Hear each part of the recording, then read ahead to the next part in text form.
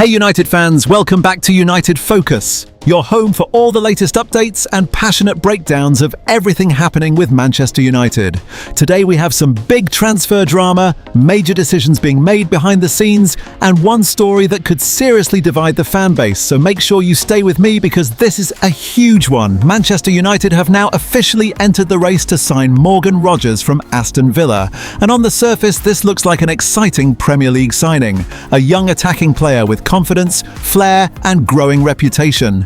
But when you really break this deal down, this could be one of the riskiest moves United make this summer. Because this is not just about signing a winger, this is about the price, the expectations and whether the player actually fits what United need right now. Reports are already suggesting that Villa could demand more than £80 million, with the fee potentially rising to £90 or even £100 million due to strong interest from clubs like Arsenal, Paris Saint-Germain and Chelsea, which means United would be entering a full bidding war for a player who, at this moment, is not producing elite numbers consistently. Now here is where the situation becomes even more interesting, because United already have other targets in mind for that left-wing position. Diomande is currently seen as one of the leading options, while Iliman Ndiaye is also being monitored as a Premier League proven alternative, and both of these deals would likely cost significantly less than Rogers. So the question becomes simple: do you spend a massive fee on one player, or do you spread that investment across multiple areas that need strengthening? And this is where I have to be honest, because when you look at Rogers' numbers, they do not fully justify that kind of price tag. Since the turn of the year, he has scored just 3 goals in 20 games for club and country, and even more concerning, he has not scored in his last 10 matches. For a player who could cost close to £100 million, that is a serious concern. If you go even deeper into the stats, it becomes clearer.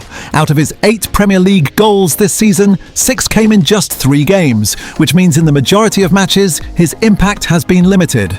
Across the other games, he has managed just 2 goals and 3 assists, and that is not the level you expect from a player who could become one of the most expensive signings in the club's history.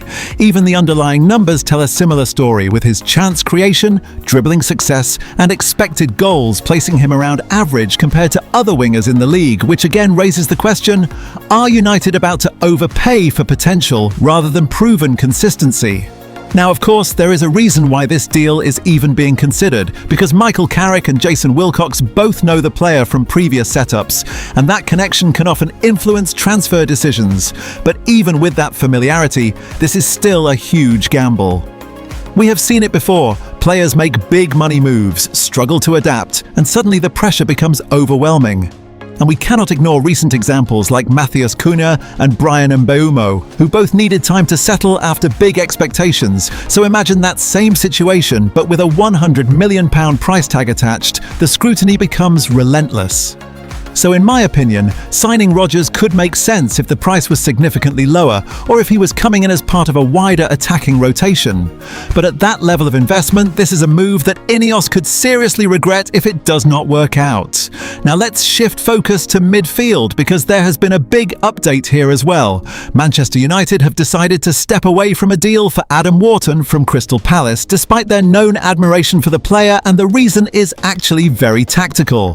The club believes his profile is too similar to Kobbie Mainoo, and with Mainoo expected to sign a new contract soon, United do not see the value in spending around £70 million on a player who offers similar qualities. And this shows a clear shift in strategy, because instead of collecting talented individuals, United are now trying to build a balanced midfield with different skill sets, which is something fans have been asking for over the years. Now another major update, and this one comes from Fabrizio Romano, who has confirmed that it is now completely over for Jadon Sancho at Manchester United. The club have decided not to extend his contract, even though they had the option to do so, meaning he will leave for free at the end of the season. And this is a huge moment, because it confirms that United are ready to move on from past mistakes. Yes, they will lose a player they paid big money for without receiving a fee, but at the same time, they are freeing up wages and clearing space for a new project, and sometimes that is the right decision, even if it is a painful one. Now back to midfield again, because there is a new development involving Angelo Stiller from VfB Stuttgart. United have now re-engaged their interest in the player, with a deal expected to cost around £50 million, and this could be a very smart move. Recruitment chief Christopher Vival is a big admirer of Stiller, and his profile fits what United are trying to build, especially with Casemiro expected to leave and Manuel Ugarte also potentially on his way out. United are planning to sign at least 2 midfielders, and while Elliot Anderson remains a top target, there is strong competition from Manchester City, which means deals like Stiller could become very important. Now let's look ahead to the next match, because Manchester United are preparing to face Leeds United in a huge Premier League clash at Old Trafford, and this game carries massive importance at both ends of the table. United are pushing for Champions League qualification, while Leeds are fighting to stay in the league, which means both teams have everything to play for. The match is set for April 13th with an 8 p.m. kickoff, and United come into this game after a 2-2 draw against Bournemouth, a result that slowed their momentum slightly but still keeps them in a strong position, especially with the extra Champions League spot now available. Team news is also crucial here, with Lisandro Martinez returning and available for selection, which is a huge boost defensively. Bryan Mbeumo and Benjamin Šeško are also fit, despite withdrawing from international duty, while Noussair Mazraoui is expected to return to the squad. However, Matthijs de Ligt remains sidelined, which is still a concern heading into this important fixture. So everything is building towards a massive end to the season, with key games on the pitch and huge decisions being made off it, and this summer could truly define the future of Manchester United. But now I want to hear from you. Would you spend £100 million on Morgan Rogers, or do you think that is too big of a risk? And which midfielder should United prioritise this summer? Drop your thoughts in the comments below, and I will see you in the next one. Meanwhile, in other news. And there is some good news, because Lisandro Martinez is back in the squad and pushing for a return, while Bryan Mbeumo and Benjamin Šeško are also included after withdrawing from international duty and should be available for the next game. However, there are still some concerns because Matthijs de Ligt remains out injured, while Diogo Dalot and Tom Heaton are missing through illness, and Patrick Dorgu, although included, is still not fully match fit and will need more time to recover fully. Carrick has also included exciting academy talents like Fred Heath, Yuel Halafu, Jim Thwaites and Victor Musa, which is something I really like because it shows the club is not just thinking about the present, but also building for the future and giving young players opportunities to develop within the first team environment. Now looking at the squad quickly, you have Lamens, Mee and Heath as goalkeepers. Then in defence, Mazraoui Maguire, Lisandro Martinez, Malacia, Dorgu, Yoro Luke Shaw, Aidan Heaven and Helafu in midfield. Mount Bruno Fernandes, Casemiro Ugarte Mainu and Thwaites. And in attack, Cunha Xerxes, Ahmad Mbeumo Sesko and Musa, which is a squad full of talent, but also clearly one that is about to evolve. And here is my final thought. Manchester United are building something real. You can feel it from the performances to the transfer strategy to the young players coming through. This is not just a rebuild, this is a complete reset. And if they get this summer right by signing the right midfielders, strengthening the defence and adding more creativity in attack, then United could be back competing at the very top sooner than many people expect. But now I want to hear from you, who should? Manchester United sign this summer? Should they go all in for Baleba Tonali or Anderson? And do you think Carrick deserves the permanent job? Drop your thoughts in the comments below. Moving on. Leeds United arrive at Old Trafford on Monday evening, and the fixture carries an enormous weight in the context of the Champions League qualification race that has defined everything Carrick has been building since January. Win on Monday and United take another decisive step towards the top 4 finish that would transform this club's summer, this club's recruitment and this club's entire trajectory heading into next season. The injury and availability news coming out of Carrington this week is significantly more positive than it has been at almost any point since Carrick took charge, and the extended break between the Bournemouth draw and Monday's Leeds fixture has given the medical staff the time and the space to work with several key players who have been managing ongoing issues throughout recent weeks. Multiple returns are being targeted for Monday evening, and if they all come through the late fitness assessments that will be completed before kickoff, Carrick could have one of his strongest and most complete squads available for a home fixture that Old Trafford is ready to embrace with everything it has. Let us go through the injury picture player by player, because the details matter enormously heading into the final 7 games of the season. Bryan Mbeumo withdrew from international duty with Cameroon during the break as a precautionary measure, with the club describing the issue as minor and managing it carefully to ensure his fitness is protected for the run-in. The former Brentford forward has been one of the most consistent and most dangerous attacking players in Carrick's setup, and his withdrawal from national team duty was always intended to give him the maximum possible time to recover fully before Monday's return to action. Multiple outlets have reported this week that Mbeumo has overcome the minor problem and is expected to be in contention for the Leeds game, which will be a significant boost for an attacking lineup that relies heavily on his pace, his directness, and his ability to create danger from wide positions against defensive blocks. Benjamin Sesko is the other attacking player who withdrew from international duty during the break, with the club confirming that the Slovenian striker has been managing an ongoing issue that United have carefully monitored throughout recent weeks. The decision to keep Sesko away from Slovenia duty was specifically designed to give him the full duration of the break to recover completely, and BBC Sport reported that he is currently expected to be available for Monday's clash with Leeds. Sesko's recent form has been nothing short of extraordinary, with 8 goals in his last 11 games, including the decisive contributions that have rescued points and won matches at the most critical moments. Having him fully fit and fully available for the final 7 games of the season is not just desirable for United. It is genuinely essential for a club whose entire attacking threat pivots around his physical presence, his pace, and his devastating finishing when the system functions at its best. Lisandro Martinez is the return that would generate the most tactical impact and the most collective relief across the entire United setup. The Argentine centre-back has now missed 5 consecutive Premier League matches since the calf injury he sustained in the build-up to the Everton win in February, his last appearance coming in the 1-1 draw at West Ham. His absence during the most important sequence of results in Carrick's tenure has been deeply felt, but the news from Carrington this week is the most encouraging it has been since the injury was first confirmed. Carrick addressed the situation directly and with genuine optimism at his most recent media briefing, saying that Martinez is closer now, a lot closer, and that after this one he thinks he will be all right. Those words from a manager who has been careful and measured about injury timelines throughout his tenure carry real significance, and the expectation within the camp is that Martinez will be available for Monday's Leeds game, potentially from the start or at the very minimum from the bench. Getting Martinez back alongside Leny Yoro at centre-back restores a defensive combination that gives United something fundamentally different in terms of quality and organisation compared to what has been available during his absence. The reason Martinez's return is even more urgently needed than it would normally be is the situation surrounding Harry Maguire, who will be absent on Monday, serving the suspension he received after being shown a red card against Bournemouth for the penalty incident involving Evanilson.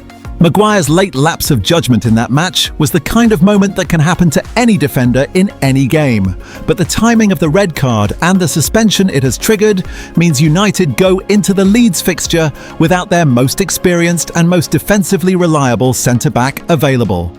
If Martinez also cannot make Monday's game, Carrick would be forced to field a central defensive combination of Leny Yoro and Aidan Heaven, a partnership that has shown genuine quality in the moments it has been called upon, but which represents a significant risk in terms of experience and communication against a Leeds side that will be aggressive, direct, and fully motivated to cause problems at Old Trafford. Noussair Mazraoui missed the Bournemouth draw through illness, and his absence was covered by Tyler Fredrickson. But the Moroccan fullback subsequently joined up with the Morocco national team for the international break and played 82 minutes against Ecuador in their friendly fixture, which represents a positive sign that the illness has passed and his physical condition has recovered sufficiently for competitive involvement. Mazraoui is expected to be back in contention for Monday, which restores a versatile and experienced option at right back and provides Carrick with important defensive depth across the back line. The Patrick Dorg situation is one that has fluctuated throughout this week between cautious optimism and realistic expectation management. The Danish wingback has now missed 8 consecutive Premier League matches since the hamstring injury he sustained in the closing stages of the Arsenal win back in January, and the recovery has taken considerably longer than the initial prognosis suggested. However, the most recent update is an encouraging one, with Dorgu now back doing individual work on the grass at Carrington, a significant step forward in his rehabilitation that represents the first visible sign of his return to outdoor training. Carrick indicated before the Bournemouth game that he would update the media ahead of the Leeds fixture on Dorg's specific availability, and the hope within the camp is that the winger might be in contention for some involvement on Monday, even if a return to the starting lineup is perhaps too optimistic given the length of his absence. The potential return date for a fuller contribution is now being linked to the Liverpool home fixture on the 3rd of May, which reflects the medical staff's determination to ensure Dorg is completely right before being thrown back into the physical demands of Premier League football with a hamstring that has already caused one serious setback this season. Matthijs de Ligt remains the most concerning and most complex injury case in the United squad. The Dutch centre-back has now been sidelined for 4 months with the lower back injury he sustained at Crystal Palace in November, and Carrick has confirmed this week that he is genuinely worried the defender could miss the remainder of the season entirely. That is an extraordinary admission about a player who has not featured once under Carrick's management and whose absence has placed enormous additional demands on every other centre-back option in the squad. Carrick described the back issue as proving difficult, saying the club will keep working as hard as they can to get him back, but acknowledging that the nature of the injury makes it genuinely challenging to pin down any reliable timeline. De Ligt has still not returned to training with the squad, which is the clearest indicator of just how far away a realistic return remains. The broader picture heading into Monday's Leeds fixture is one of a squad that is emerging from the international break with considerably more firepower available than it had going into the Bournemouth draw at the end of March. The potential returns of Martinez, Mbeumo, Sesko, Mazraoui and possibly Dorgu would give Carrick something close to his strongest available lineup, and the combination of those players returning to full fitness alongside the rested and refreshed core of Kobbie Mainoo, Casemiro, Bruno Fernandes, Diogo Dalot and Senne Lammens creates an attacking and defensive combination that is more than capable of delivering the dominant home performance that Monday's fixture demands. Leeds arrive at Old Trafford having already been eliminated from the FA Cup, but with their own Premier League aspirations intact and their own motivations firing. A game at Old Trafford against a United side chasing Champions League qualification carries enormous weight for any visiting team, and the atmosphere inside the Theatre of Dreams on a Monday evening, with the full crowd behind United and everything at stake in the title race and the Champions League race simultaneously, will be one of the most intense and most electric environments that this particular United squad has experienced at home all season. Carrick's message to his players this week has been the same message he has delivered at every critical juncture since January. Focus on what we can control. Trust the process that has delivered 11 wins from 12 games. Trust each other and trust the standards we have set together. The Leeds game is not a statement about the title race or the Champions League. It is the next chapter, the next 90 minutes, the next opportunity to show what this squad is made of when the pressure is at its highest. United are third in the Premier League with a 1-point advantage over Aston Villa in 4th. Chelsea and Liverpool are both lurking behind them with their own ambitions and their own belief that the top 4 picture is not yet settled. 7 games remain. Every single one of them matters, and Monday against Leeds is the one that matters next. Martinez is close. Mbeumo is returning, Sesko is recovering, Mazraoui is fit, Dorgu is building back, and Michael Carrick has his most complete and most dangerous squad available for the most important final stretch of this entire remarkable season. Old Trafford is ready, the squad is ready, Monday night under the floodlights against Leeds United is ready to be another chapter in the most extraordinary managerial story English football has told in years. Win, keep winning, keep building. The destination is the Champions League, and this squad is not stopping now. Meanwhile, in transfer news, United are now on the verge of finalising new contracts for both Kobbie Mainoo and Harry Maguire. Romano confirms that Mainoo's deal is in very advanced stages, while Maguire's extension is almost done. The club wants both agreements signed before the end of the season so they can fully focus on summer transfers. And honestly, this makes perfect sense. Let's talk about Mainoo first. At just 19 years old, he has become one of the most important players in the team under Michael Carrick. While he struggled for minutes earlier in the season, Carrick has completely changed his role, and now he looks like the heartbeat of United's midfield. What's even more surprising is his current wage, around £20,000 per week. That's incredibly low for a player of his importance. So this new